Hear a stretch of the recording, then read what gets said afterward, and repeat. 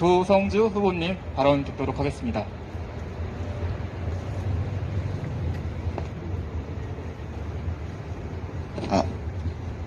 네, 정의당 마포구청장 후보 조성주입니다. 오늘 기자회견에 많은 분들이 참여해 주시고 특히 입주민분들의 발언을 들으면서 너무 생생한 이야기들 우리가 들을 수 있었습니다. 사실 이 이야기를 제가 여기 와서 처음 들었을 때 좀 믿기가 힘들었습니다. 공동주택 간의 조망권에 관련된 분쟁이라면 건설 현장에서 일상 있는 일이라고 할 수 있습니다. 그러나 이 일은 인근 아파트 주민들의 민원이라는 이유로 건설사가 이해할 수 없는 시공을 해버린 겁니다. 여러분, 이런 식의 창문을 본 적이 있습니까? 저 역시 마포구 망원동에서 월세 내는 세입자로 살고 있고 지금까지 자가소유 주택 한번 살아본 적 없이 계속해서 세입자로 살아왔던 사람이지만 한 번도 이런 식의 창문을 본 적이 없습니다. 인면 분할창에 하단부를 반투명으로 해놓고 완전히 제대로 빛도 들어오지 않는 그런 주거 공간을 만들어 놓고 그것이 청년들을 위한 희망의 주택이라고 이야기하는 것이 얼마나 기만입니까?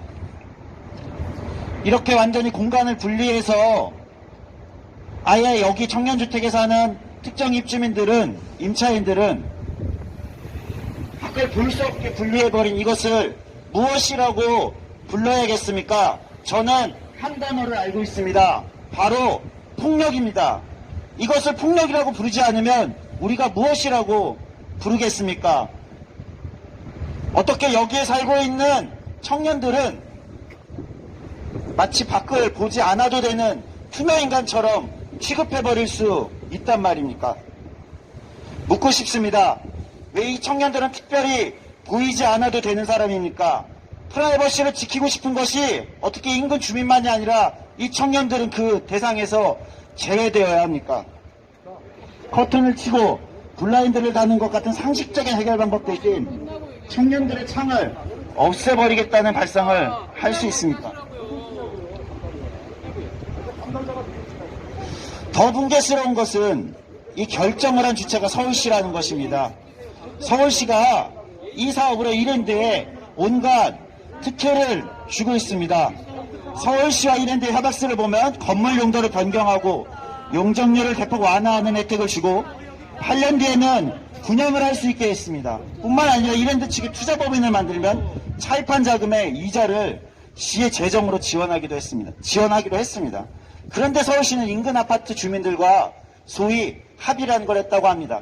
여기 입주한 청년들 당사자들이 없는 합의가 무슨 소용입니까? 그것을 어떻게 합의라고 할 수 있습니까? 만약에 아직 입주자들이 입주하지 않아서 합의가 어려웠다면 당연히 시민들의 공공적 대표인 서울시가 입주민들을 대표해서 제대로 된 중재와 합의를 했어야 하는 것이 맞지 않습니까?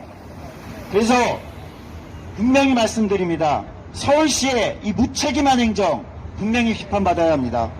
분명히 말씀드립니다. 서울시는 이 잘못된 결정에 대해서 먼저 입주민들한테 사과하고 대책을 마련해야 합니다. 다시 당사자들과 합의해야 합니다. 그것을 강력하게 촉구드립니다. 마지막으로 이랜드에도 말씀드립니다. 이 기자회견과 이 대응이 선거운동 기간에 진행되고 있는 것이라 해서 선거기간 반짝 관심을 끌기 위한 것이라고 생각하면 오산입니다. 오히려 선거가 끝나는 것을 두려워하셔야 될 것입니다. 구의회, 시의회, 국회, 행정부처 모든 것을 동원해서 이 문제를 제기하겠습니다. 오히려 선거운동이 끝나면 여기 참여했던 모든 사람들이 선거운동에 쏟는 시간을 다 할애해서라도 이 문제를 해결하도록 나서겠습니다.